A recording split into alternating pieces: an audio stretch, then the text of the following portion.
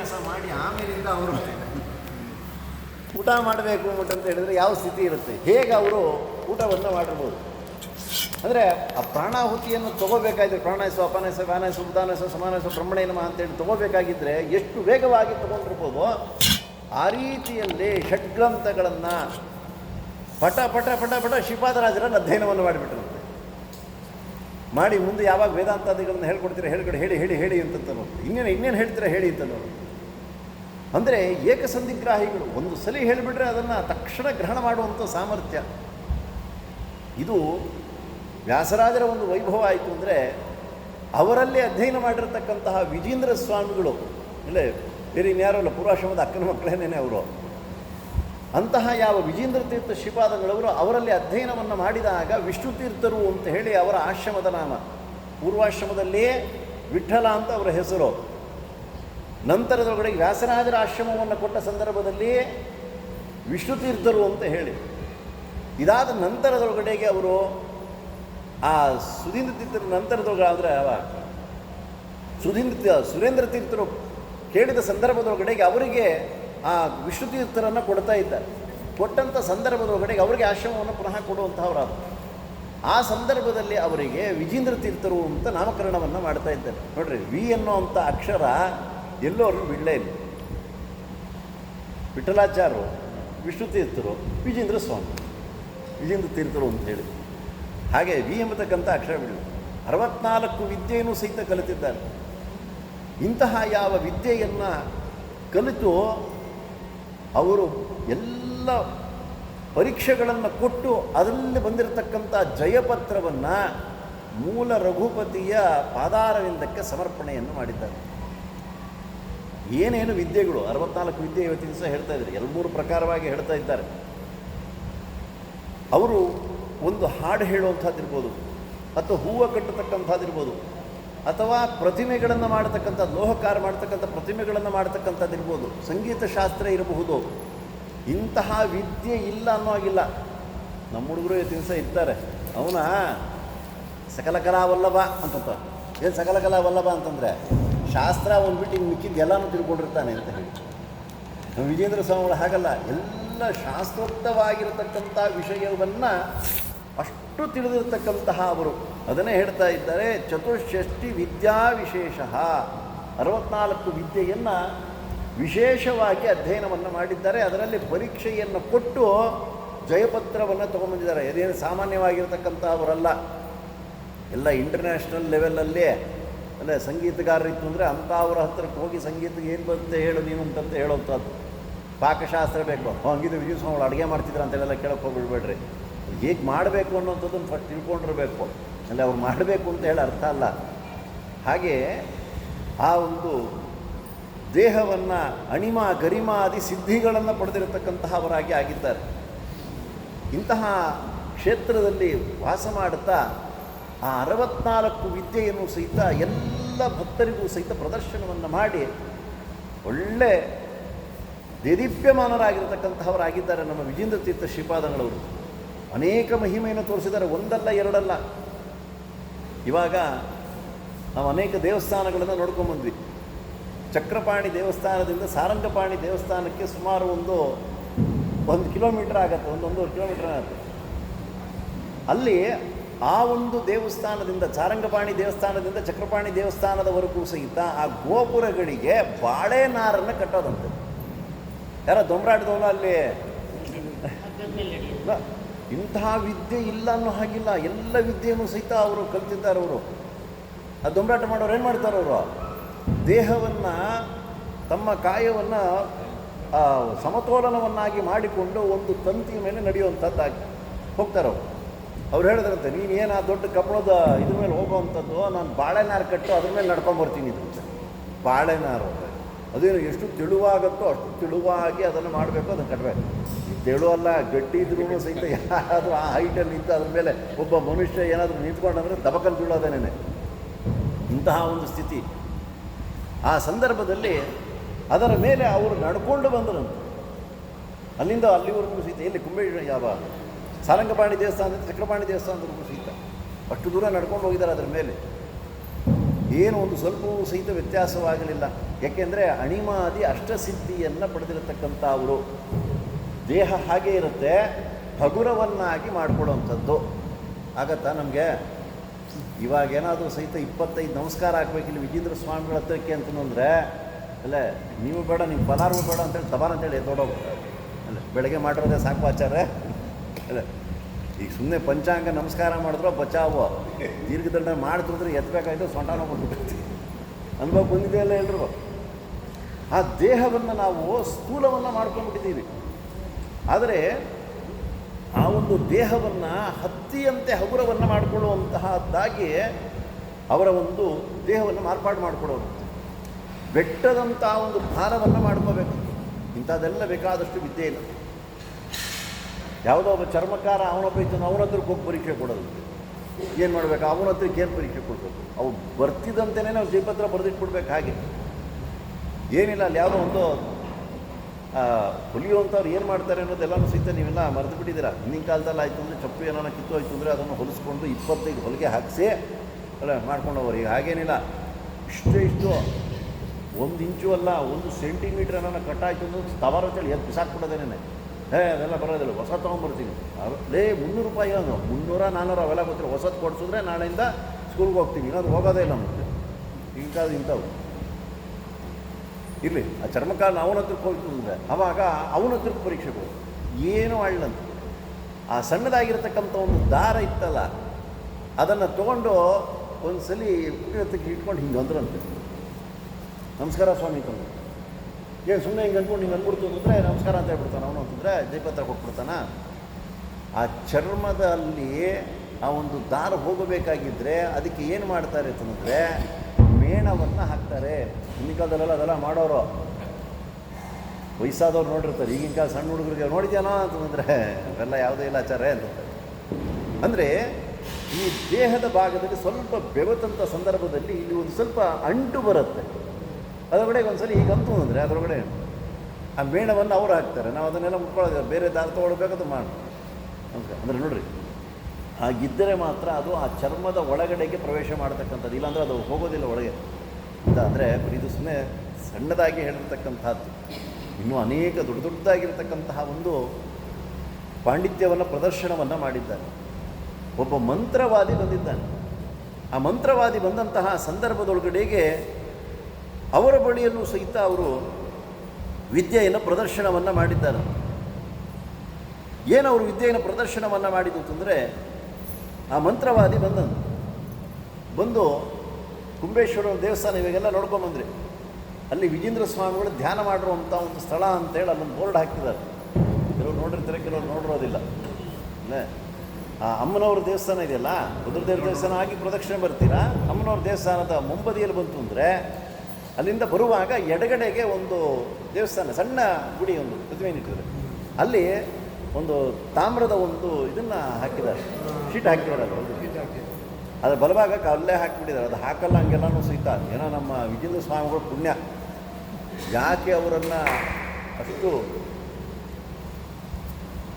ಇಲ್ಲಿ ಇರೋರು ಎಲ್ಲರೂ ಸಹಿತ ಮೆಚ್ಚುತ್ತಾ ಇದ್ದಾರೆ ಅಂತಂದರೆ, ಒಂದು ಕತೆಗೆ ಹೋಯ್ತು ಅಂದರೆ ಒಂದು 100 ಕತೆಗೆ ಜ್ಞಾಪಕ ಬರುತ್ತೆ. ಆಗಿನ ಕಾಲದಲ್ಲೆಲ್ಲ ಸಹಿತ ದೇವಸ್ಥಾನಗಳನ್ನೆಲ್ಲ ಹೊಡೆದಾಕ್ಬಿಡ್ತೀವಿ ಅಂತೇಳಿ ಬಂದರು. ಯಾರು ಅಂತ ಹೇಳೋಂಗಿಲ್ಲ ಜೋರಾಗಿ, ಅರ್ಥ ಆಯ್ತಲ್ಲ? ಆವಾಗ ಹೇಳೋದಂತೆ, ವಿಜೇಂದ್ರ ಸ್ವಾಮಿಗಳ ಹತ್ತಿರಕ್ಕೆ ಬಂದು ಕೇಳಿದ್ರಂತೆ, ನಮ್ಮ ದೇವಸ್ಥಾನನೆಲ್ಲ ಉಳಿಸ್ಕೊಡಿ ಅಂತಂದರು. ಹಾಗೆ ನೋಡಿರಿ, ವ್ಯಾಸರಾಜರದ್ದು ನಿನ್ನೆ ದಿವಸ ಹೇಳಿದ್ದೆ ಅಲ್ಲಿ ಕತೆ. ವಿಜೇಂದ್ರ ಸ್ವಾಮಿಗಳು ಏನು ಮಾಡಿದ್ರು ಅದು ಹೇಳಿದಂತೆ, ಏನು ಯೋಚನೆಯನ್ನು ಮಾಡಿಬಿಟ್ರಿ, ಎಲ್ಲ ದೇವಸ್ಥಾನದ ಮುಂದೆ ರಾಶಿ ತೆಂಗಿನಕಾಯಿಯನ್ನು ಹಾಕಿ ಅಂತ, ರಾಶಿ ತೆಂಗಿನಕಾಯಿಗಳನ್ನು ಹಾಕಿದ್ದಾರೆ. ಅವರೆಲ್ಲ ಬರಬೇಕು, ದೇವಸ್ಥಾನದ ಒಳಗಡೆ ಹೋಗಬೇಕು, ಆ ಪ್ರತಿಮೆಗಳನ್ನೆಲ್ಲ ಹೊಡಿಬೇಕು ಅಂತೇಳೆಲ್ಲ ಸಿದ್ಧವಾಗಿ ಬಂದಿದ್ದಾರೆ. ಅದೇನೇನು ಇಟ್ಕೊಂಡ್ಬಂದಿದ್ರೋ ಗೊತ್ತಿಲ್ಲ, ವೆಪನ್ಸ್ಗಳು ಒಟ್ಟಂತೂ ಬಂದಿದ್ದಾರೆ. ಏನು ಅಭಿಮಂತ್ರಣ ಮಾಡಿದ್ರು, ಏನು ಮಾಡಿದ್ರೋ ಗೊತ್ತಿಲ್ಲ. ಅಲ್ಲ ಸ್ವಾಮಿ, ತೆಂಗಿನಕಾಯಿ ಹಾಕಿದ್ರೆ ಏನು ಬಂತು ನಮಗೆ ಪ್ರಯೋಜನ ಅಂತ.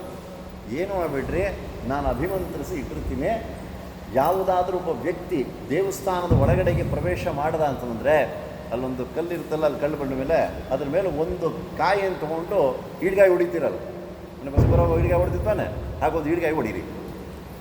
ಏನಾಗುತ್ತೆ ನೀವು ಹೊಡೆದು ನೋಡಿ ಅಂತಂದ್ರು. ಯಾರೋ ಬಂದರು ಒಬ್ರು, ಒಳಗಡೆ ಹೋಗ್ತೀವಿ ಅಂತ, ಬೇಡ ಬೇಡ ಅಂತಂದ್ರು. ಏನು ಮಾಡಿದ್ರು ಕೇಳಲಿಲ್ಲ, ಹೋದ ಒಂದು ತೆಂಗಿನಕಾಯಿ ತೊಗೊಂಡ್ರು ಹೊಡೆದು ಅಷ್ಟೇ. ಅಲ್ಲಿ ಹೊಡಿತಾ ಇದ್ದಂತೆಯೇ ಅವ್ನ ತಲೆ ಸೀಳು ಹೋಯ್ತು. ಹೇಗಿರಬೇಕಿದು ವಿದ್ಯೆ, ಮಾಟ ಮಂತ್ರ ಅಲ್ಲ ಇದು. ವಿಜೇಂದ್ರ ಸ್ವಾಮಿಗಳು ತೋರಿಸಿದಂಥದ್ದು. ಒಬ್ಬಂದೇನಾಯಿತು, ಇನ್ನೊಬ್ಬಂದೇ ಹೊಡೆಯೋದು. ಅದಕ್ಕೆ ರಾಶಿ ಹಾಕಿದ್ರು, ನೀವು 1000 ಜನ ಬಂದಿತ್ತು ಅಂದರೆ 1000 ಅಲ್ಲೇ. ನಾವೇನೋ ಎಕ್ಸಾಮ್ ಒಳಗಡೆಗೆ 35% ತೊಗೊಳ್ಕೊಂಬಿಟ್ಟು ಅಂತ ಹೇಳಿದ್ರೆ 35 ಮಾರ್ಕ್ಸ್ ಬರಬೇಕು, 35 ತೆಂಗಿನಕಾಯಿ ಹೊಡಿತೀವಿ. 35 ತೆಂಗಿನಕಾಯಿಗೋಸ್ಕರ ಇನ್ನು 35 ಮಾರ್ಕ್ಸ್ ಕೊಡ್ತೀವಿ. ದೇವ್ರು ಹಣೆ ಬರೋಕ್ಕೆ ಎಂಥದ್ದಾಗೋಗಿದೆ. ಹಾಗೆ ಒಂದೊಂದು ಹೊಡಿತಿದ್ದಂತೂ ಒಬ್ಬೊಬ್ಬನ ತಲೆ ಹೋಳಾಗ್ತಾ ಇದೆಯಂತೆ. ಆ ರೀತಿಯಲ್ಲಿ ಮಾಡಿ ಎಲ್ಲ ದೇವಸ್ಥಾನವನ್ನು ಉಳಿಸಿದ್ದಾರೆ. ಅದಕ್ಕೋಸ್ಕರವಾಗಿ ಅವರಿಗೆ ವಿಶೇಷವಾಗಿರತಕ್ಕಂಥ ಒಂದು ಮಾನ್ಯತೆ ಈ ಒಂದು ವಿಜೇಂದ್ರ ಸ್ವಾಮಿಗಳಿಗಿದೆ. ಇವತ್ತಿಗೂ ಸಹಿತ ಆ ಚಕ್ರಪಾಣಿ ದೇವಸ್ಥಾನ ಇತ್ಯಾದಿಗಳ ಎಲ್ಲ ಉತ್ಸವ ಮೂರ್ತಿಗಳು ಸಹಿತ ಇಲ್ಲಿ ಒಂದು ಪೂಜೆಯಾಗಿ ಹೋಗುತ್ತಿಲ್ಲ. ಅದು ಯಾವತ್ತೋ ಒಂದು ದಿವಸ ಅದೆಲ್ಲ ಮಠದವ್ರಿಗೆ ಗೊತ್ತಿರುತ್ತೆ. ಆ ದಿವಸ ಬಂದರೆ ನಾವು ಸುಲಭವಾಗಿ ಇಲ್ಲೇ ದರ್ಶನ ಮಾಡ್ಕೊಂಡು ಹೋಗ್ಬೋದು. ಹಾಗೆ ಈ ರೀತಿಯಲ್ಲಿ ಆ ಮಠಗಳನ್ನೆಲ್ಲ ಕಾಪಾಡಿರ್ತಕ್ಕಂಥದ್ದು ನಮ್ಮ ವಿಜೇಂದ್ರ ತೀರ್ಥ ಶ್ರೀಪಾದಂಗಳವರು. ಅಲ್ಲಿ ಕುಳಿತಿದ್ದಾರೆ. ಕುಳಿತಂಥ ಸಂದರ್ಭದೊಳಗಡೆಗೆ ಒಬ್ಬ ಮಾಂತ್ರಿಕ ಬಂತ, ಅದೇ ನೀವು ಎಲ್ರಿಗೂ ಸಹಿತ ಪರೀಕ್ಷೆ ಕೊಟ್ಟು ಜೈಪತ್ರ ತೊಗೊಂಡಿದ್ದೀರಂತೆ, ನೀವು ಮಾಡಿ ನೋಡೋಣ ಅಂತ. ಏನು ಮಾಡಬೇಕು ಹೇಳಪ್ಪ ಅಂತ. ಅವರು ಕುಳಿತಿರುವಂತಹ ಸ್ಥಳದಿಂದ ಸುಮಾರು ಒಂದು 20-30 ಅಡಿಗಳು, ಸುಮಾರು ಇಲ್ಲಿಂದ ಅಲ್ಲಿವರೆಗೂ ಒಂದು 30 ಅಡಿ ಇರುತ್ತೆ. ನಾನು ಒಂದು ನಿಂಬೆಹಣ್ಣು ಇಟ್ಟಿರ್ತೀನಿ, ಆ ನಿಂಬೆಹಣ್ಣನ್ನು ತೊಗೊಂಬನ್ರಿ. ನಿಂಬೆಹಣ್ಣು ತೊಗೊಂಬರೋದು ಕಷ್ಟನಾ? ನಾವು ಹುಡುಗರಿಗೆ ಹೇಳ್ತೀವಿ ಅಂತಂದರೆ ಮೊದಲೇ ಎತ್ಕೊಂಡ್ಬಂದ್ಬಿಟ್ಟಿರ್ತಾರೆ. ಇಲ್ಲ, ಅದು ಸುಮ್ಮನೆ ಇಟ್ಟಿಲ್ಲ ನಿಂಬೆಹಣ್ಣನ್ನು. ಅವನು ಮಂತ್ರದಿಂದ ಒಂದು ಯಂತ್ರವನ್ನು ನಿರ್ಮಾಣ ಮಾಡಿದ್ದಾನೆ. ಅದು ಅವನ ಬಾಯಲ್ಲೇ ಕೇಳಬೇಕು. ಅವನು ಹೇಳಿದ್ದಾನೆ, ಅದಕ್ಕೋಸ್ಕರ ಗೊತ್ತಾಯ್ತಿಲ್ಲ ಅಂದರೆ ಇಲ್ಲ. ಆವಾಗ ಹೇಳೋದಂತೆ, ಏನು ಯೋಚನೆ ಮಾಡಿಬಿಟ್ರೆ ನಾನು ತರಕ್ಕೆ ಹೋಗಲ್ಲ. ಯಾಕೆ ಸನ್ಯಾಸಿಗಳಾಗೆಲ್ಲ ನಿಂಬೆಹಣ್ಣು ತೊಗೊಂಬಂತು ಅಂತಂದರೆ ಆಮೇಲಿಂದ ಅದು ಸನ್ಯಾಸ ಧರ್ಮ ಅಲ್ಲ ಅದು. ಅದಕ್ಕೋಸ್ಕರವಾಗಿಯೇ ಇದನ್ನು ನಮ್ಮ ಗುರುಕುಲಕ್ಕೆ ಅಲ್ಲೇ ವಿದ್ಯಾಪೀಠಕ್ಕೆ ಈ ಸರಿ ಸೇರಿಕೊಂಡಿದ್ದಾನೆ. ಉಪನಯನ ಮುಗಿಸ್ಕೊಂಡು ಈಗ ತಾನೇ ಬಂದಿದ್ದಾನೆ. ಒಂದು 6-7 ತಿಂಗಳಾಗಿರ್ಬೋದೇನೋ. ಆ ಹುಡುಗ ಹೋಗಿ ತೊಗೊಂಬರ್ತಾನೆ. ದೊಡ್ಡವ್ರ ಕೈಲೇ ಆಗಲ್ಲ, ಈ ಹುಡುಗನ ಕೈಲಿ ಏನಾಗುತ್ತೆ. ಏನು ಯೋಚನೆ ಮಾಡಿಬಿಟ್ರೆ ನಮ್ಮ ಹುಡುಗ ತೊಗೊಂಬರ್ತಾನೆ. ಕರೆದು ಬರೋ ಇಲ್ಲಿತ್ತು. ಅದೇನು ಆ ಹುಡುಗನ ಹೆಸರೇನಿತ್ತು ಕರೆದ್ರು. ಮಂತ್ರಾಕ್ಷತೆಯನ್ನು ಮೂಲ ರಘುಪತಿಗೆ ಸಮರ್ಪಣೆ ಮಾಡಿರ್ತಕ್ಕಂಥ ಮಂತ್ರಾಕ್ಷತೆಯನ್ನು ತೊಗೊಂಡ್ರು, ಅಭಿಮಂತ್ರಿಸೋದು ಒಂದು ತಲೆ ಮೇಲೆ ಹಾಕೋದು. ಅಲ್ಲೇ ಹೋಗಿ ಕೂಸೋದನ್ನು ತೊಗೊಂಬಂದು ಸೀದಾ ಹೋದ. ಬಡ ಬಡ ಬಡ ಬಡ ಹೋದ. ಎಷ್ಟು ದೂರ ಇದೆ ಅಲ್ಲಿಂದ?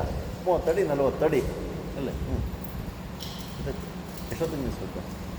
7:45 ನಿಲ್ಲಿಸ್ಬಿಟ್ಟ. ತಕ್ಷಣದೊಳಗಡೆಗೆ ಏನೇನೆ ಹೋಗಿ ಆ ಹುಡುಗ ತೊಗೊಂಡ. ಅದನ್ನು ವಿಜೇಂದ್ರ ಸ್ವಾಮಿ ಹತ್ರ ಕೊಡು. ಕೇಳಿದ್ದು ನಾನಲ್ಲ, ಮಂತ್ರವಾದಿ, ಅವನ ಕೈ ಕೊಡು ಅಂತ. ಸೀದಾ ಮಂತ್ರವಾದಿ ಕೈ ಕೊಡು. ಯಾಕೆ ಕೊಡಿಸಿದ್ದು ಗೊತ್ತಾ ಅಂದರೆ, ಇದನ್ನು ತೊಗೊಂಡೋಗಿ ನೀನು ಅಲ್ಲಿ ಇಟ್ಬಿಟ್ಟು ಬಾ ಅಂತಂದ್ರು. ತೊಗೊಂಬಂದಿದ್ದ ಆ ಸಣ್ಣ ಹುಡುಗ ಅದನ್ನು ಇಡೋದಕ್ಕೆ ಅದೇ ವ್ಯಕ್ತಿಗೆ ಹೇಳಿದ್ರು, ಮಂತ್ರವಾದಿಗೆ ಹೇಳಿದ್ರಂತೆ. ತೊಗೊಂಡೋಗಿ ಅಲ್ಲಿ ಇಡಬೇಕಾ ಬೇಡ ಅವನ್ನ. ವಿಜೇಂದ್ರ ಸ್ವಾಮಿಗಳು ಮುಂದೆ ಇಟ್ಬಿಟ್ಟು ನಮಸ್ಕಾರ ಮಾಡ್ಬಿಟ್ಟಂತೆ. ಸ್ವಾಮಿ ನಾನು ಅಲ್ಲಿ ಹೋಗೋಕ್ಕಾಗಲ್ಲ ಅಂತಂತೆ. ಯಾಕೆ ಹೋಗೋಕ್ಕಾಗಲ್ಲ? 30 ಅಡಿಗೆ ಹೋಗೋಕ್ಕಾಗಲ್ವೇನೋ, ನೀನು ನಡೆಯೋಕ್ಕಾಗಲ್ವೇನೋ, ಸಪೋರ್ಟ್ ಮಾಡಲೇನೋ ಅಂತಂತೆ. ಆಗಲ್ಲ ಸ್ವಾಮಿ ಇದು. ಯಾಕೆ ಅಂತ ಹೇಳಿದ್ರೆ ಅಲ್ಲಿ ದೊಡ್ಡದಾಗಿರ್ತಕ್ಕಂತಹ ಕಲ್ಲಿನ ಬಂಡೆಗಳು ಬೀಳುವಂತೆ. ಬರೀ 30 ಅಡಿಗೆ ಬಂಡೆಗಳು. ಅದು ನಮ್ಮ ಕಣ್ಣಿಗೆ ಕಾಣಿಸಲ್ಲ. ಮ್ಯಾಜಿಕ್ ಮಾಡ್ತಾನಲ್ಲ ಅವ್ನು ಮಾಡೋದು ನಮ್ಮ ಕಣ್ಣಿಗೆ ಕಾಣಿಸುತ್ತಾ? ಏನು ಮಾಡ್ತಾನಂತ ಏನಿಲ್ಲ. ಅಲ್ಲೊಂದು ಟೋಪಿ ಒಳಗಡೆ ಒಂದು ತರ್ಕೀಪ್ ಹಾಕ್ತಾನೆ, ಹಿಂಗೆ ಹೊಂತಾನೆ. ಅಲ್ಲೊಂದು ಪಾರವಾಡ ಬರುತ್ತೆ, ಮೈಸೂರು ಪಾಕ್ ತಿನ್ನಿಸ್ತಾನೆ, ಏನೇನೋ ಮಾಡ್ತಾ ಇರ್ತಾನೆ. ಇಂಥ ಇಂದ್ರಜಾಲ ಅಲ್ಲ ನಮ್ಮ ವಿಜೇಂದ್ರ ಸ್ವಾಮಿ ಮಾಡಿದಂಥದ್ದು. ಆದರೆ ಆ ಮಂತ್ರವಾದಿ ಅಂಥ ಮಂತ್ರವಾದಿ. ಆ ದೊಡ್ಡ ಬಂಡೆಗಳು ತಲೆ ಮೇಲೆ ಬಿದ್ದು ಅವನು ದೇಹತ್ಯಾಗ ಮಾಡಬೇಕು. ಅಂಥ ರೀತಿಯಲ್ಲಿ ಒಂದು ಯಂತ್ರವನ್ನು ನಿರ್ಮಾಣ ಮಾಡಿದನಂತೆ. ಇದರೊಳಗಡೆ ಹೋಗೋದು ಹೇಗೆ ಹೇಳಬಣ್ಣಂತ. ನನ್ನ ಕೈಲಂತೂ ಹೋಗೋದಕ್ಕಾಗಲ್ಲ ಅಂತ. ಇನ್ನೊಂದ್ಸಲಿ ಕಳಿಸ್ತಾ ನಮ್ಮ ಹುಡುಗನ ಅಂತಂದ್ರಂತೆ. ಬೇಡ ಸ್ವಾಮಿ, ಜೈಪತ್ರ ಕೊಡ್ತೀನಿ ಅಂತಂದಂತೆ. ಕೊಡು ಹೋಗ. ಈ ರೀತಿಯಲ್ಲಿ ನಮ್ಮ ವಿಜೇಂದ್ರ ಸ್ವಾಮಿಗಳು ಒಂದಲ್ಲ ಎರಡಲ್ಲ ಅಲ್ಲೇ ಕೊನೆಗೆ ಅವರಿಗೆ ಅನೇಕ ರೀತಿಯಾಗಿರತಕ್ಕಂತಹ ತೊಂದರೆಯನ್ನು ಕೊಡಬೇಕು ಅಂತ ಹೇಳಿ ಅನೇಕರು ಪ್ರಯತ್ನವನ್ನು ಪಟ್ಟರು. ಅಲ್ಲೇ ದೇವ್ರ ಪೂಜೆ ಕೂತ್ಕೋಬೇಕು ಆಗ ಹೇಳಿದ್ರಂತೆ. ನಮ್ಗೆ ತುಂಬ ಹೊಟ್ಟೆ ಉರಿಸ್ತಾ ಇದ್ದಾರೆ, ಅದಕ್ಕೋಸ್ಕರನೇ ಅವ್ರಿಗೆ ಅಲ್ಲೇ ಜಲೋದ ರೋಗ ತರಿಸ್ಬಿಡೋಣ ಅಂತಂದು. ಏನು ಅಂತಂದರೆ ಒಬ್ಬ ಹುಡುಗನನ್ನು ಇಲ್ಲೇ ಕಾವೇರಿ ದೂರ ಇಲ್ಲ, ಕಾವೇರಿಯ ದಡದಲ್ಲಿ ಇಲ್ಲಿ ನಿಲ್ಲಿಸಿದ್ರಂತೆ.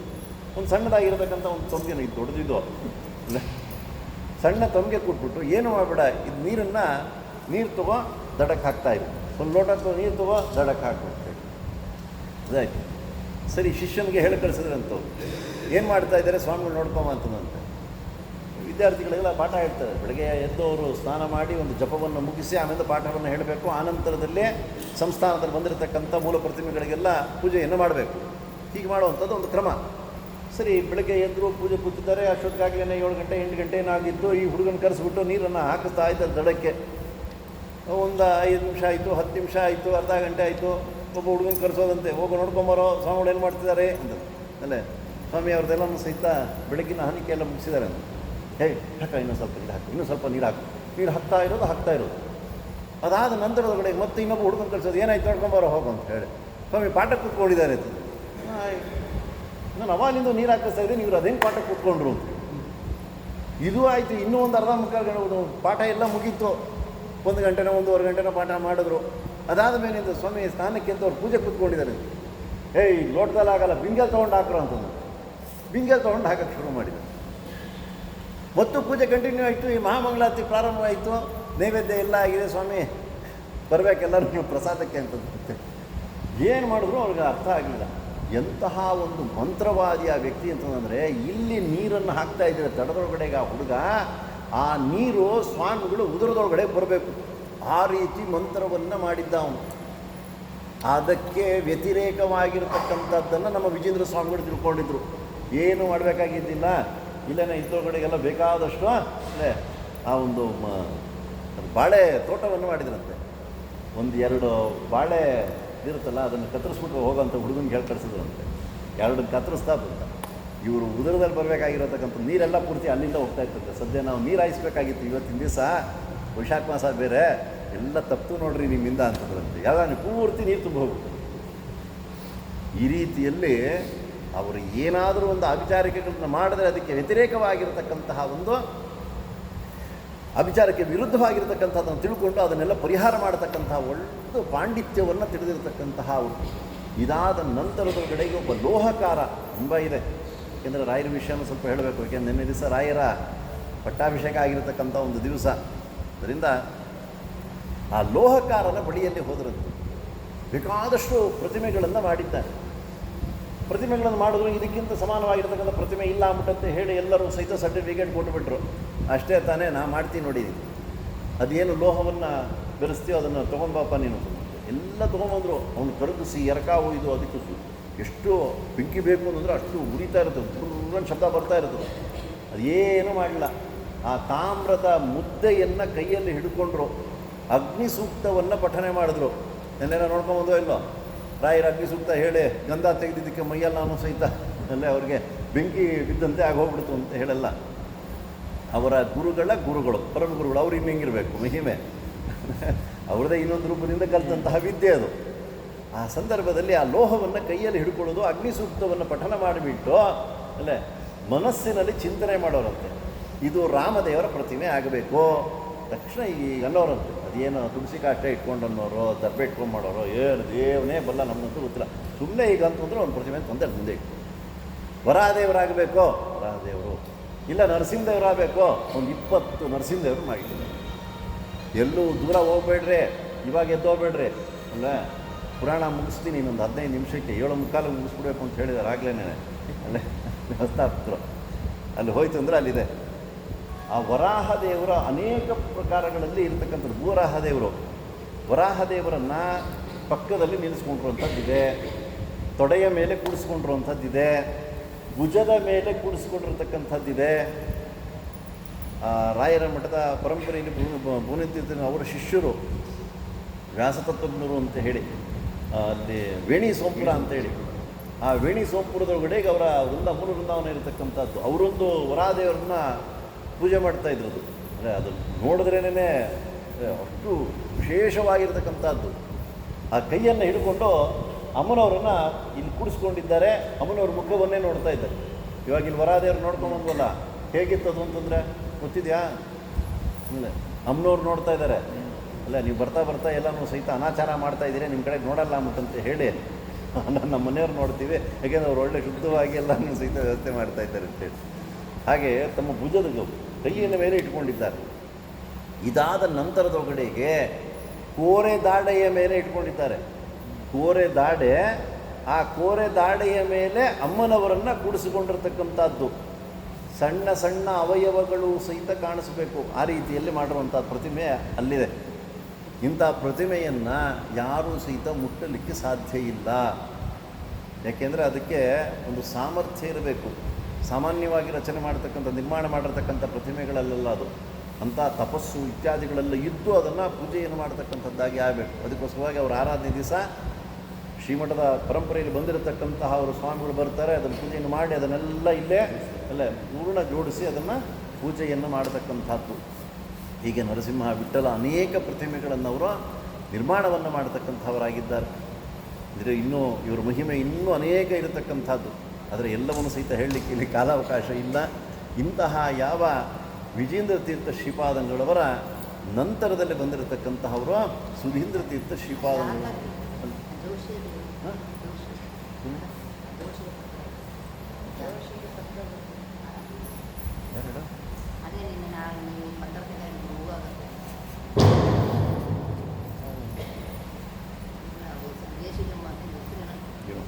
ಗೊತ್ತಾಗ್ತಿಲ್ಲ ನನಗೆ, ಇಲ್ಲ ಆಮೇಲೆ ನೋಡೋಣ ಬೇಕಿದೆ ಸರಿ.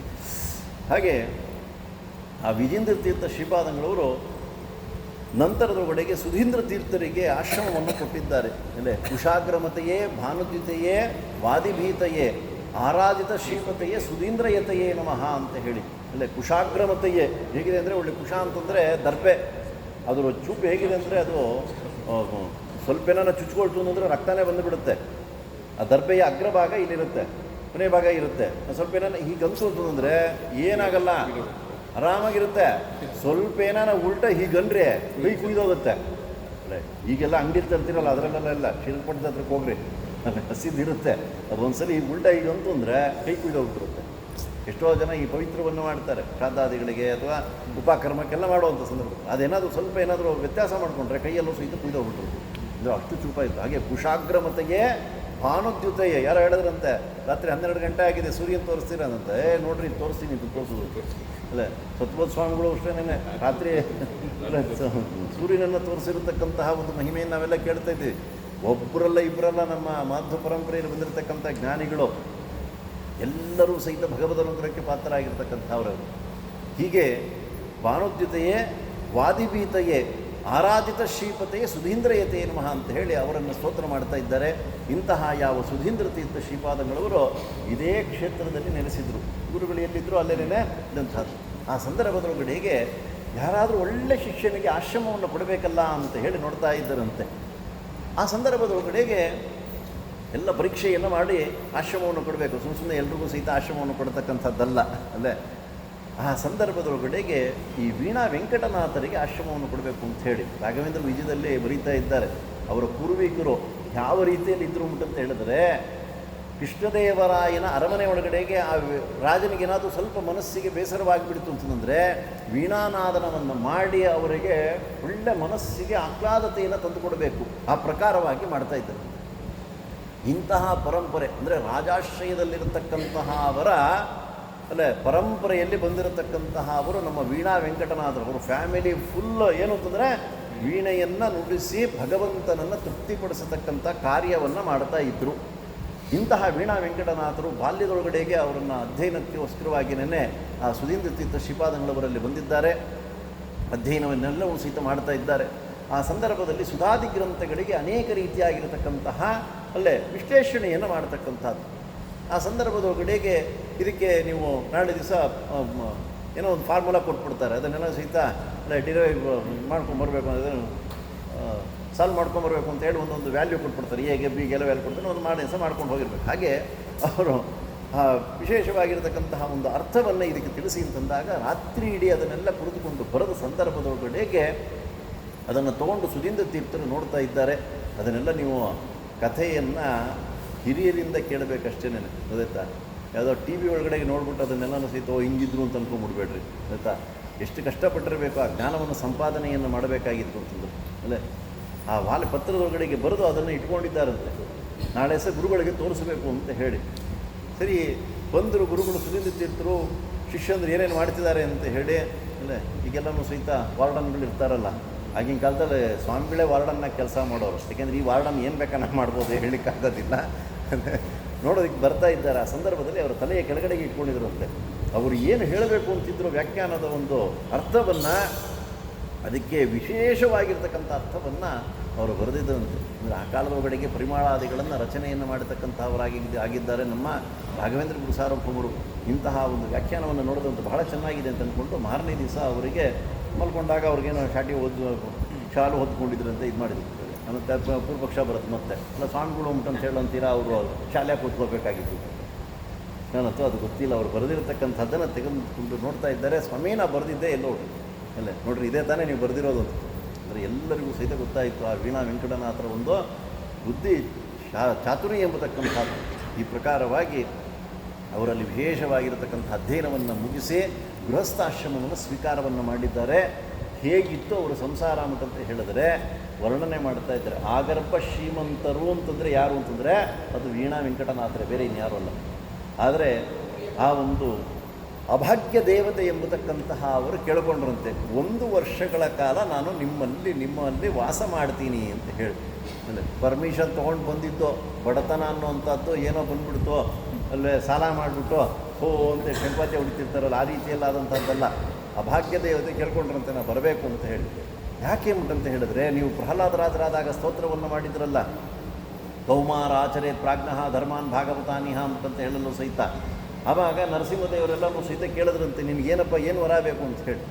ಆವಾಗ ಪ್ರಹ್ಲಾದರಾಜರು ಹೇಳಿದ್ರಂತೆ ಯಾರನ್ನೂ ಯಾವ ಪದಾರ್ಥವನ್ನು ಸಹಿತ ಕೇಳಬಾರದು, ಅಂತಹ ಒಂದು ಅನುಗ್ರಹವನ್ನು ಮಾಡು. ಆ ಕೆಟ್ಟ ಬೇಡಿಕೆ ಎಂಬತಕ್ಕಂಥ ಒಂದು ಮನೋಭಾವನೆ ಇರುತ್ತಲ್ಲ, ಮನಸ್ಸನ್ನು ತೆಗೆದುಬಿಡಿ ಅಂತಂದ್ರಂತೆ. ಅಷ್ಟೇ ತಾನೇ ಹಾಗೆ ಮಾಡ್ತೀವಿ. ಈಗ ಪದಾರ್ಥ ಇದ್ದು ಅದನ್ನು ಬಿಡುವಂಥದ್ದು ಒಂದು ಅಲ್ಲ, ಅದು ಭಾವ ವೈರಾಗ್ಯ. ಆ ಪದಾರ್ಥ ಇಲ್ದಿರಾನೇ ವೈರಾಗ್ಯ ಬರೋದು ಅಭಾವ ವೈರಾಗ್ಯ ಅಲ್ಲೇ. ಇವ್ನಿಗೇನು ಇಲ್ದಿರೇ ಇತ್ತು ಅಂತಂದರೆ ಏನು ಮಾಡೋಕ್ಕಾಗತ್ತೆ, ದೇವ್ರು ನೋಡ್ಕೊಳಕ್ಕೆ ಇಲ್ಲ, ಅದಕ್ಕೋಸ್ಕರ ಹೀಗೆ ಮಾಡ್ತಿದ್ದೆ ಅಂತ ಹೇಳಿ. ಇರೋರು ಏನು ಮಾಡ್ತಿದ್ದಾರೆ ಅಂತಂದರೆ ಅಲ್ಲೇ ನನಗೂ ಒಂದು ₹1,00,000 ಕೊಡಬೇಕಾಗಿತ್ತು, ನಾನು ದಿನಾಗೂ ಸಹಿತ ದಾನ ಮಾಡ್ತಾ ಇದ್ದೆ, ಆಯಿತು ₹1,00,000 ಕೊಟ್ಟರು, ಏನು ಮಾಡ್ತಿದ್ದೆ ಅಂತ ಹೇಳಿದ್ರೆ ಎಫ್ ಡಿ ಇಟ್ಕೊಂಡು ಅದರ ಬಡ್ಡಿ ಒಳಗಡೆ ಇನ್ನಿಷ್ಟು ಅಲ್ಲೇ ಇಂಟ್ರೆಸ್ಟ್ ತೊಗೊಂಡು ಮತ್ತೆ ಎಫ್ ಡಿ ಮಾಡ್ತಾಯಿದ್ದೆ. ಇದು ನಿಮ್ಮ ಹಣೆ ಬರ ಆಗ್ತಾ ಇರುವಂಥದ್ದು. ಹೇಳಕ್ಕೆ ಮಾತ್ರ ಚೆನ್ನ ಅಷ್ಟೇ ಹೊರತು ಅನುಷ್ಠಾನ ಮಾಡಲಿಕ್ಕೆ ಬಹಳ ಕಷ್ಟ ಇರುತ್ತೆ. ಆ ಕಾಲದಲ್ಲಿ ಆ ಅಭಾಗ್ಯದೇವ ಪ್ರಾರ್ಥನೆ ಮಾಡ್ತಾ ಇದ್ದಾರೆ, ಏನು ಬೇಡ ಸ್ವಾಮಿ, ಇನ್ನೊಬ್ಬರನ್ನು ಕೇಳಬೇಕು ಎಂಬತಕ್ಕಂಥ ಮನಸ್ಸಿದೆಯಲ್ಲ ಅದನ್ನೇ ತೆಗೆದು ಬಿಡಬೇಕು. ಆಯಿತು, ನೀವೇನೋ ಕೇಳ್ಕೊಳ್ಳೋದಿಲ್ಲ, ನಿಮಗೇನೋ ವೈರಾಗ್ಯ ಇದೆ, ನಿಮ್ಮನ್ನು ಕಟ್ಕೊಂಡ್ರು ಅಂತವರು ಅಲ್ಲೇ ಹೊಟ್ಟೆಲಿ ಹುಟ್ಟು ಬಂದಿರೋಂಥವ್ರು ಅವ್ರಿಗೆ ಅಲ್ಲೇ ಎಂಥ ಸ್ಥಿತಿ ಇತ್ತು ಅಂತ ಹೇಳಿದ್ರೆ ಆ ವೀಣಾ ವೆಂಕಟನಾಥರ ಒಂದು ಬಡತನವನ್ನು ವರ್ಣನೆ ಮಾಡ್ತಾ ಇದ್ದಾರೆ. ನೆನೆಸ್ಕೊಂಡ್ಬಿಟ್ರೆ ಭಯ ಆಗುತ್ತೆ. ಅಂಥ ಬಡತನ ಏನಾನ ಬಂದಿದ್ದೀರಿ ಇಷ್ಟೊತ್ತಿಗೆ ನಾವು +ಮಾರ್ಕ್ ಕನ್ವರ್ಷನ್ ಆಗ್ಬಿಡ್ತಿದ್ವಿ ಅಲ್ಲೇ. 25 kg ಅಕ್ಕಿ ಕೊಡ್ತೀವಿ, ತಿಂಗಳಿಗೆ ₹10,000 ಕೊಡ್ತೀವಿ, ಕನ್ವರ್ಟ್ ಮಾಡ್ಕೋತೀನೋ ಫಸ್ಟ್ ಬರ್ತೀನಿ. ಇದು ನಮ್ಮ ಮನೆ ಬರ ಆಗ್ತಿದೆ. ಎಷ್ಟೋ ಕಡೆಗೆ ಆಗೋಗಿದೆ ಇವತ್ತಿನ ದಿವಸ ಅಲ್ಲೇ. ನೆನೆದರೆ ಘೋರವಿದೇನು ಸುಖ, ಎಲ್ಲಿ ಅಂತ ಹೇಳಬಾರ್ದು ಅದೆಲ್ಲನೂ ಸಹಿತ. ನೆನೆಸ್ಕೊಂಡ್ರೆ ಭಯ ಆಗೋದು. ಇಂತಹ ಒಂದು ಸ್ಥಿತಿಯಲ್ಲಿ ಆ ಒಂದು ಬಡತನ ಎಂಬತಕ್ಕಂಥದ್ದನ್ನು ಅನುಭವಿಸ್ತಾ ಇದ್ದಾರೆ. ಹೇಗಿತ್ತು ಅಂತ ಹೇಳಿದ್ರೆ ಬೇಕಾದಷ್ಟು ಸಂಪತ್ತಿತ್ತು, ಎಲ್ಲವೂ ಸಹಿತ ಅಭಾಗ್ಯ ದೇವತೆ ಎಂಬತಕ್ಕಂಥದ್ದು ಬಂದು ಎಲ್ಲ ಸಂಪತ್ತು ಸಹಿತ ಹೊರಟೋಯ್ತಂತೆ. ಹೋದಂತಹ ಸಂದರ್ಭದೊಳಗಡೆಗೆ ಅವರ ವಸ್ತ್ರಗಳು ಹೇಗಿತ್ತು ಅಂತ ವರ್ಣನೆ ಮಾಡ್ತಿದ್ದಾರೆ.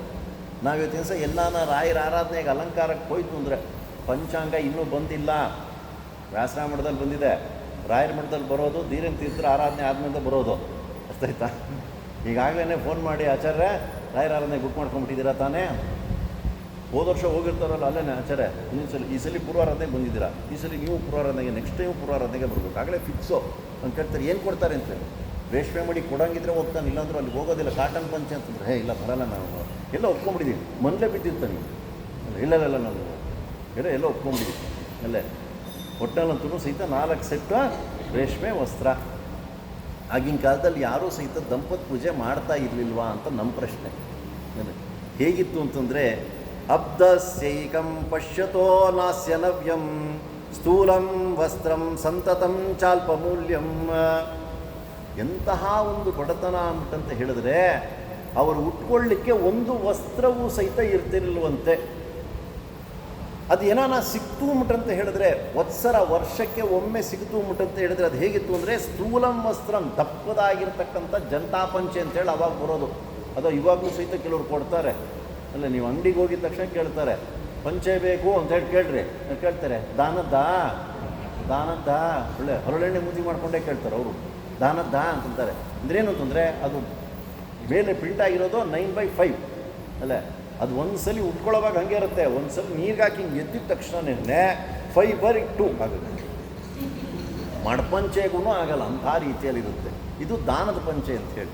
ಇಲ್ಲ ಅಳಿಯಂಗೆ ಕೊಡಬೇಕು ಅಂತ ಹೇಳಿದ್ರೆ ಅದು 9/5 ಅಂದರೆ 9/5 ಹಾಗೇ ಇರುತ್ತೆ. ಆದರೆ ಆ ರಾಯರಿಗೆ ಆ ವಸ್ತ್ರ ಎಂತಹದ್ದು ಅಂತಂದರೆ ಸ್ಥೂಲಂ ವಸ್ತ್ರಂ ಸಂತತಂ ಚ ಅಲ್ಪ ಮೌಲ್ಯಂ. ಅತೀ ಕಡಿಮೆಯ ಬೆಲೆಯ ವಸ್ತ್ರ ಯಾವುದಿದೆ ಅಂತಂದರೆ ಅದನ್ನು ತೊಗೊಳೋದು. ಶತಛಿದ್ರವಾಗಿರತಕ್ಕಂಥ ವಸ್ತ್ರ ಅದನ್ನೇ ಉಟ್ಕೊಳ್ತಿದ್ರಂತೆ. ನವ್ಯಂ ವಸ್ತ್ರಂ ನೈವ ಸೂಕ್ಷ್ಮಾಂ ಕದಾಪಿ. ಹೊಸದಾಗಿರ್ತಕ್ಕಂಥ ಒಳ್ಳೆ ನುಣುಪಾಗಿರತಕ್ಕಂತಹದ್ದು ಅಲ್ಲೇ ರಿಚ್ ಕಾಟನ್ ಅಂತೇಳಿ ಇವಾಗೆಲ್ಲ ಬರುತ್ತಲ್ಲ, ಅಂತಹ ಸೂಕ್ಷ್ಮವಾಗಿರ್ತಕ್ಕಂಥ ವಸ್ತ್ರ ವರ್ಷಕ್ಕೆ ಒಮ್ಮೆಯೂ ಸಹಿತ ಸಿಗ್ತಿರ್ಲುವಂತೆ. ಇವತ್ತು ನಮ್ಗೆ ಹಂಗೆಲ್ಲ ಏನಿಲ್ಲಪ್ಪ, ವರ್ಷದೊಳಗಡೆಗೆ ಮಿನಿಮಮ್ ಅಂದ್ರೂ ಸಹಿತ 25 ಜೊತೆ ಸೀರೆ ಪಂಚೆ ಬಂದಿತ್ತು ಅಲ್ಲ.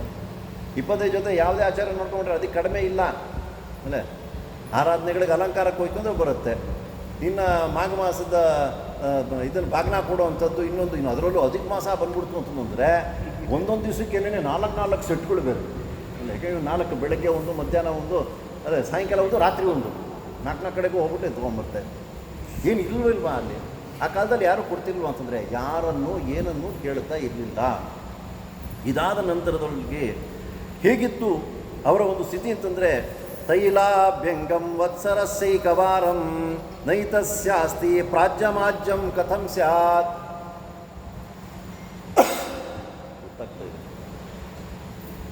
46. ತೈಲಾಭ್ಯಂಗವನ್ನು ವರ್ಷಕ್ಕೆ ಒಮ್ಮೆಯಾದರೂ ಸಹಿತ ಮಾಡ್ಕೋಬೇಕಂತ ನೋಡ್ಕೊಂಡ್ಬಿಟ್ಟು ಆಗಿದೆ ಅಂತಂದರೆ ತೈಲಾಭ್ಯಂಗವನ್ನು ವರ್ಷಕ್ಕೆ ಒಮ್ಮೆಯಾದರೂ ಮಾಡ್ಕೋಬೇಕಂತೆ. ಅದು ಮಿನಿಮಮ್ ಮಾಡ್ಕೊಳ್ಳೇಬೇಕಾಗಿರುವಂಥ ದಿವಸ ಯಾವುದು ಅಂತಂದರೆ ಯುಗಾದಿ ಹಬ್ಬದ ದಿವಸ, ಬಲಿಪಾಡ್ಯ ಮತ್ತು ನರಕ ಚತುರ್ದಶಿಯ ದಿವಸ. ಅನಿಲ್ ತುಂಬ ಒಬ್ಬ ಅದು ಮಾನ್ಯ ದಿವಸ ಪಂಚಾಂಗದಲ್ಲೆಲ್ಲ ಹಾಕಿರ್ತಾರೆ, ನಾರೀಕೃತ ನೀರಾಜನ ಅಂತ ಹೇಳೆಲ್ಲ ಹಾಕಿರ್ತಾರೆ ಅವತ್ತಿನ ದಿವಸ. ಅವನ ಜನ್ಮ ನಕ್ಷತ್ರದ ದಿವಸ.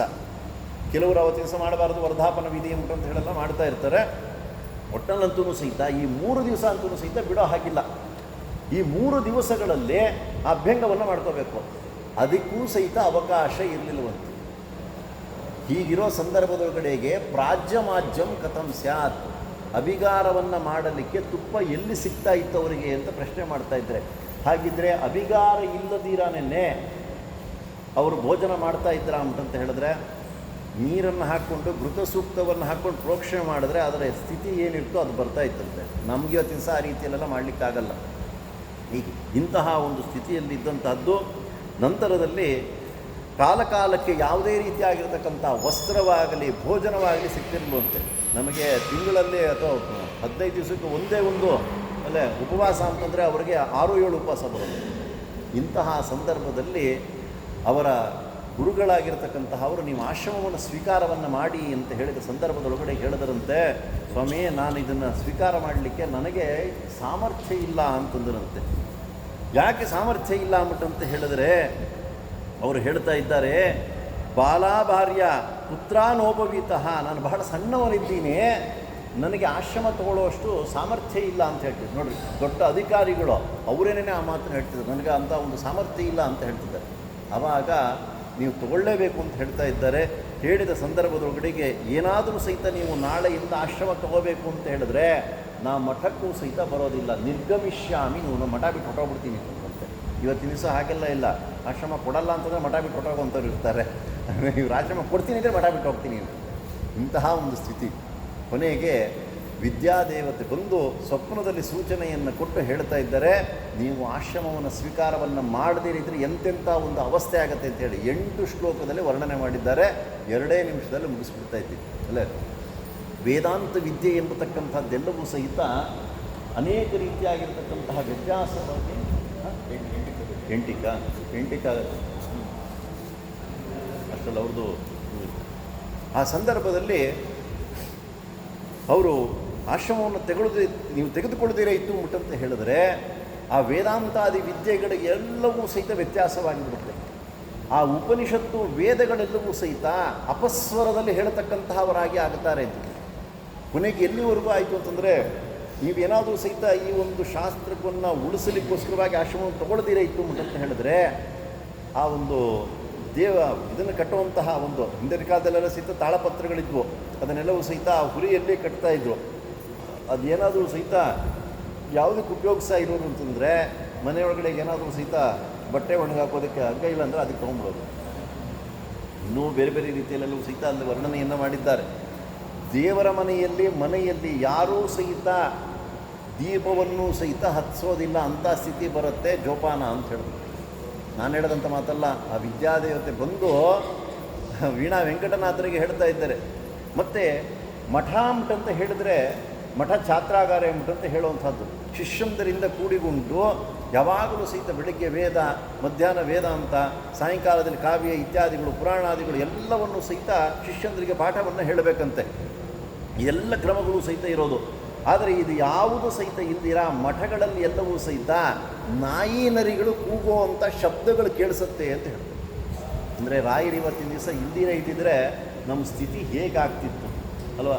ಅನುಭವ ಬಂದಿದೆ ಅಲ್ವಾ ಕೆಲವ್ರಿಗೆ? ಕೆಲವರು ಬಂದಿದ್ದು ಎಲ್ಲೋ ಗೊತ್ತಿಲ್ಲ, ನಮ್ಮಂಥವ್ರಿಗಂತೂ ಬೇಕಾದಷ್ಟು ಬಂದಿದೆ. ಮತ್ತು ಸದಾಚಾರ ಇಟ್ಕೊಂಡಿರ್ತಾರಲ್ಲ ಅಂಥ ಅವ್ರಿಗೆ ಬಂದಿದೆ. ಯಾವುದೇ ಊರಿಗೆ ಹೋದ್ರೂ ಸಹಿತ ಅಲ್ಲ ಮಡಿಯಾಚಾರ ಇಟ್ಕೊಂಡಿದ್ರೆ ರಾಯಮಠ ಇಲ್ಲಿದೆ, ಅಲ್ಲಿ ಹೋಗಿ ಕೇಳಿದ ತಕ್ಷಣ ರಾಯಮಠ ಅಂತ ಹೇಳ್ತೀವಿ ಅಂತಂದರೆ ಬನ್ನಿ ತಿಳ್ಕೊಂಡು ಇಲ್ಲ ಅವ್ನು ಏನು ಮಾಡ್ತಾನೋ ಏನು ಕಥೆನೋ ಗೊತ್ತಿಲ್ಲ, ಸುತ್ತಾಕೊಂಡು ಹೋಗ್ತಾನೋ ಅಂತ. ರಾಯರ ಮಠ ಹೆಸರಾಗ್ಬಿಡ್ತಂದ್ರೆ ಯಾವನು ಸುತ್ತಾಕೊಂಡು ಹೋಗಲ್ಲ. ಯಾರೂ ಸಹಿತ ಆ ರೀತಿಯಲ್ಲಿ ಡಬ್ಬಲ್ ಗೇಮ್ ಮಾಡಿ ದುಡ್ಡು ತೊಗೊಂಡು ಅಂತಿದ್ರು ಇಲ್ಲವೇ ಇಲ್ಲ. ಅದೇ ನಾನು ಯಾವುದೋ ಊರಿಗೆ ಹೋಗಿದ್ದೆ, ಬರೋ ಅಷ್ಟರಲ್ಲಿ ರಾತ್ರಿ 12:30 ಆಗೋಯ್ತು. ಅದೇ ಬಸ್ಸು ಬರೋ ಅಷ್ಟರಲ್ಲಿ ವ್ಯತ್ಯಾಸ ಆಯಿತು. ಹೋಗಿ ಏನಪ್ಪ ಇನ್ನು ಆಟೋ ಸಿಗುತ್ತೋ ಇಲ್ಲೋ ಅಂತ. ಆಮೇಲೆ ಅವ್ನು ಕೇಳಿದೆ, ಏನಪ್ಪ ಬರ್ತೀನಪ್ಪ NR ಕಾಲೋನಿಗೆ ಅಂತ. ಬರ್ತೀನಿ ಸರ್ ಅಂತ. ಆಮೇಲೆ ಅವನೇನೋ ಒಂದು ರೇಟ್ ಹೇಳ್ದ ಅವನು, ಜಾಸ್ತಿ ಆಯಿತು ಗಣಪ್ಪ ಅಂತ, ಬರೋಂಗಿದ್ರೆ ಬನ್ನಿ ಇಲ್ಲಾಂದ್ರೆ ಇಲ್ಲ ಅಂತ. ಆಮೇಲೆ ಕೇಳಿದ್ರು, ಎಲ್ಲಿಂದ ಬರ್ತಿದ್ರಿ ಇಷ್ಟೊತ್ತಿನಾಗೆ 500 ಅಂತ.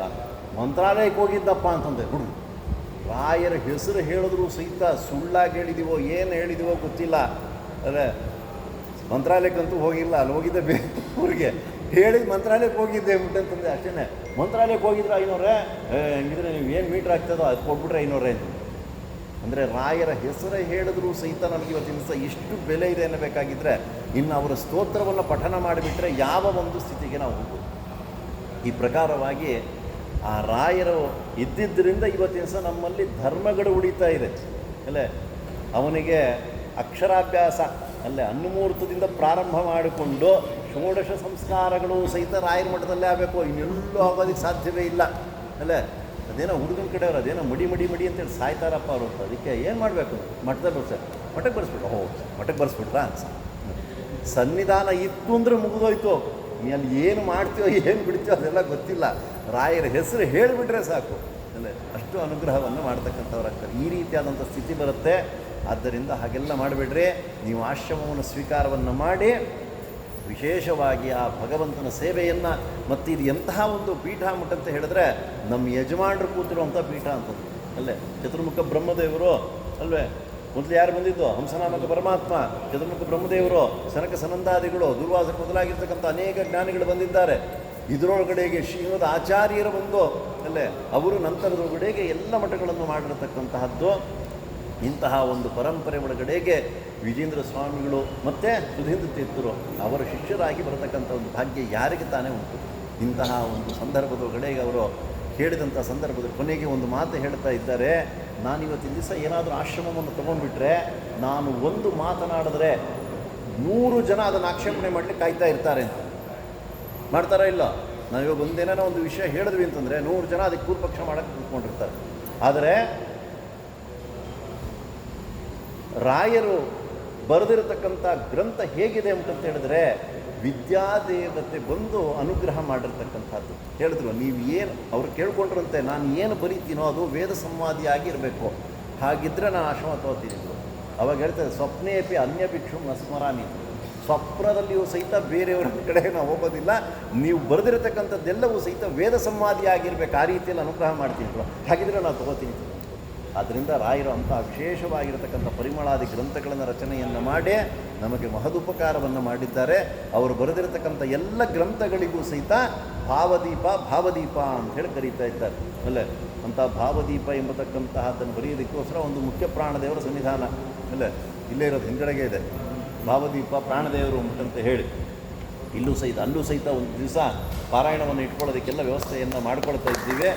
ಆಗಲೂ ಸಹಿತ ಒಂದೆಲ್ಲ ಮಾಡಿ ಈ ರೀತಿಯಲ್ಲಿ ರಾಯರು ಆ ಗ್ರಂಥಗಳನ್ನೆಲ್ಲವನ್ನು ಸಹಿತ ರಚನೆಯನ್ನು ಮಾಡಿ ಆ ಮೂಲ ರಘುಪತಿಗೆ ಸಮರ್ಪಣೆಯನ್ನು ಮಾಡಿ ಆ ಭಗವಂತನ ಪರಮಾನುಗ್ರಹವನ್ನು ಪಡೆದು ಸಜೀವವಾಗಿ ಅವರು ವೃಂದಾವನ ಪ್ರವೇಶವನ್ನು ಮಾಡಿರ್ತಕ್ಕಂಥದ್ದು. ಇಂಥ ಆಶ್ರಮವನ್ನು ಸ್ವೀಕಾರ ಮಾಡಿರ್ತಕ್ಕಂತಹ ಒಂದು ಸ್ಥಳಕ್ಕೆ ನಾವು ನಿನ್ನೆ ದಿವಸ ಹೋಗಿ ಅಲ್ಲೇ ಒಂದೆರಡು ವಿಷಯ ಹೇಳಬೇಕು ಅಂತ ಅಂದ್ಕೊಂಡಿದ್ದೆ, ಕಾಲಾವಕಾಶ ಇರಲಿಲ್ಲ. ಅವ್ರು ಹೇಳಿದ್ರು, ನೀ ಅಲ್ಲಿ ಹೋಗಿ ಹೇಳಬೇಡ, ಅಲ್ಲೇ ನಮ್ಮ ಹತ್ರಕ್ಕೆ ಬಂದು ಹೇಳು ಅಂತ ಹೇಳಿ ವಿಜೇಂದ್ರ ಸ್ವಾಮಿಗಳು ಏನೋ ಅನುಗ್ರಹವನ್ನು ಮಾಡಿ ಇಲ್ಲಿ ಹೇಳಿಸ್ತಾ ಇದ್ದಾರೆ.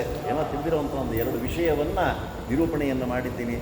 ಇದರಿಂದ ಆ ರಾಘವೇಂದ್ರ ಅಂತರ್ಯಾಮಿ ಆಗಿರತಕ್ಕಂಥ ಸುಧೀಂದ್ರ ತೀರ್ಥರು, ವಿಜೇಂದ್ರ ತೀರ್ಥ, ಶ್ರೀಪಾದಂಗಳವರು, ವ್ಯಾಸರಾಜರು, ಅನೇಕ ಜ್ಞಾನಿಗಳು ಅವರಿಗೆಲ್ಲನೂ ಸಹಿತ ಅನುಗ್ರಹ ಮಾಡಿರತಕ್ಕಂಥ ಟೀಕಾಕೃಪಾದರು ಶ್ರೀಮನ್ ಮಧ್ವಾಚಾರ್ಯರು, ಅವರ ಹುಕ್ಕುಮಲ ನಿವಾಸಿಯಾಗಿರತಕ್ಕಂತಹ ಅಂಬರಣಿ ವೇದವ್ಯಾಸ, ಅಶ್ವಿನಿ ಹೈಗ್ರೀವ ಎಲ್ಲರಿಗೂ ಸಹಿತ ಅನುಗ್ರಹವನ್ನು ಮಾಡಲಿ ಅಂತ ಹೇಳಿ ಮುಗಿಸ್ತಾ ಇದ್ದೀನಿ. ಸುರಗಣ ಪರಿವಾರ ಶೋಭಮಾನೋ ರುಹಾರ ಕರಿಕರ ಸಮಹಸ್ತ ಕಾಂಚನೋ ದೀಪ್ತವಸ್ತ್ರ ಶುಭಜನಕೃತಗಾನ ಶೇಷಭೋಗೇ ಶಯಾನ ಪ್ರಭುರಯಮವಿನಾಶ ಪ್ರಿಯತಾಂ ಇಂದಿರೇಶ ಶ್ರೀಕೃಷ್ಣಾರ್ಪಣಮಸ್ತು. ಹರಯೇ ನಮಃ.